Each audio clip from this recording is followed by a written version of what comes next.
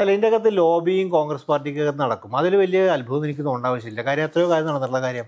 ഓരോരുത്തർക്കും അവരുടെ മുഖ്യമന്ത്രി സ്ഥാനത്തേക്ക് വരാനുള്ള ആഗ്രഹം ഉണ്ടായിരിക്കും, അവർ ലോബി ചെയ്യട്ടെ, പരസ്യം ലോബി ചെയ്യും. അതൊന്നും അതൊക്കെ ഒരു കോൺഗ്രസ് പാർട്ടിക്കകത്ത് നടക്കുന്ന കാര്യം. ഒരു ഒരു എന്താ പറയുക, ഒരു മുൻകൂട്ടി തീരുമാനം ഒരാൾക്കല്ലാതെ വേറെ ആൾക്കാവാൻ പറ്റാത്ത സ്ഥിതി അതിൻ്റെ അകത്തില്ലല്ലോ. ഇതിൽ ഇപ്പോൾ എല്ലാവരും പറയുന്ന കാര്യത്തിൽ എനിക്ക് തോന്നുന്നത് സതീശൻ തീർച്ചയായിട്ടും അതിനെ സംബന്ധിച്ചിടത്തോളം ഈ മുന്നണിയെ ആ ഒരു 100 സീറ്റിലേക്ക് എത്തിക്കുന്നതിൽ വലിയ പങ്ക് വഹിച്ചിട്ടുണ്ട്.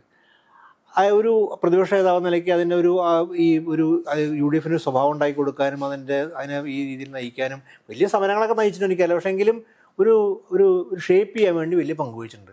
അത് ആ ഡ്യൂ ക്രെഡിറ്റ് കൊടുക്കുക എന്നുള്ളതാണ് ആ കോൺഗ്രസ് പാർട്ടി ചെയ്യേണ്ട കാര്യം. ഇതിൻ്റെ അർത്ഥം ഈ രമേശ് ചെന്നിത്തലയും കെ സി വേണുഗോപാലൊക്കെ തന്നെ മോശപ്പെട്ട ലീഡേഴ്സാണെന്ന് അഭിപ്രായം എനിക്കില്ല. പ്രത്യേകിച്ച് കെ സി വേണുഗോപാലിനെ കുറിച്ച് പല ആൾക്കാരും പറയുന്ന കാര്യം എനിക്ക് അങ്ങനെ അഭിപ്രായം തോന്നിയിട്ടില്ല. കാരണം ഈ പയ്യന്നൂർ കോളേജിൽ നിന്നാണ് ഞാൻ പ്രീ പഠിക്കുന്ന കാലത്ത് വേണ്ടിയാണ് കക്ഷി കെ എസ് യു പ്രസിഡന്റ് ആയിരുന്നെങ്കിൽ എൻ്റെ ഓർമ്മ. ഈ പയ്യന്നൂർ കോളേജിൽ നിന്നാണ് വരുന്നത്.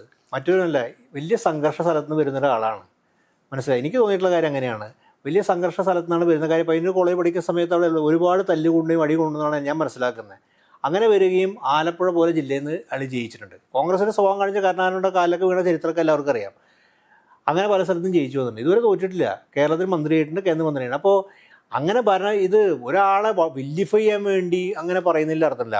പക്ഷേ ഇത് ഈ പ്രാവശ്യം മുഖ്യമന്ത്രി അവൻ അർഹനല്ല. കാര്യം കേരളത്തിനെ സംബന്ധിച്ചുള്ള എന്താണെന്ന് വെച്ചിട്ടുണ്ടെങ്കിൽ പാർലമെൻറ്റിലേക്ക് മത്സരിച്ച ആൾ നീ ആ രാജിവെക്കുന്നത് എക്സ്ട്രാ ബർഡൻ സമൂഹത്തിന് പുറത്ത് കൊടുക്കുകയാണ്. ആ സ്ഥാനത്തേക്ക് വേറെ ആൾ മത്സരിക്കേണ്ടി വരും. വീണ്ടും അവിടെ കോൺടെസ്റ്റ് നടക്കും. ആ സീറ്റ് കോൺഗ്രസ് നഷ്ടപ്പെടുമെന്ന് പറയാൻ പറ്റില്ല, അത് നഷ്ടപ്പെടുമെന്ന് ഉറപ്പില്ല. മനസ്സിലായി? അതിൻ്റെ അകത്ത് CPM അല്ലെങ്കിൽ വേറെ BJP തന്നെ ജയിച്ചു വരാം. നമുക്കറിയാത്ത പല കാര്യങ്ങളും അതിൻ്റെ അകത്ത്. ഡെമോക്രസി അല്ലേ. അപ്പോൾ അങ്ങനെ അതൊരു തെറ്റായ കീഴ്വഴക്കമായിരിക്കും. എന്ന് വെച്ചാൽ അയാളെ സമയം അയാൾ ആഗ്രഹിക്കും, അയാൾക്ക് വേറെ സാധനങ്ങൾ ആലോചിക്കും. പക്ഷേ ഈ തവണ തെരഞ്ഞെടുപ്പിൻ്റെ ലക്ഷ്യം അതല്ല. അതുപോലെ രമേശ് ചെന്നിത്തലയെക്കുറിച്ച് നമ്മൾ അത്ര മോശമായിട്ട് കാണുന്ന അഭിപ്രായം എനിക്കുണ്ട്. കാര്യം ഒരു കോൺഗ്രസ് ലീഡറാണ് അയാൾ കോൺഗ്രസ് ലീഡർ. കഴിഞ്ഞ പ്രതിപക്ഷ നേതാവിലേക്ക് നല്ല പല വിഷയങ്ങളും സ്പ്രിംഗ്ലർ വിഷയമൊക്കെ വളരെ ഗൗരവമായിട്ട് ഉയർത്തിക്കൊണ്ടുവന്ന ഒരാളാണ്. പക്ഷേ ഈ പ്രാവശ്യം അദ്ദേഹത്തിനെ സംബന്ധിച്ചിടത്തോളം അദ്ദേഹം എല്ലാ ഫോർഫ്രണ്ട് ഉണ്ടായിരുന്നത് യാഥാർത്ഥ്യം. അപ്പോൾ ഇതുപോലെ പല നേതാക്കളും കോൺഗ്രസ് ഉണ്ടായിരിക്കാം.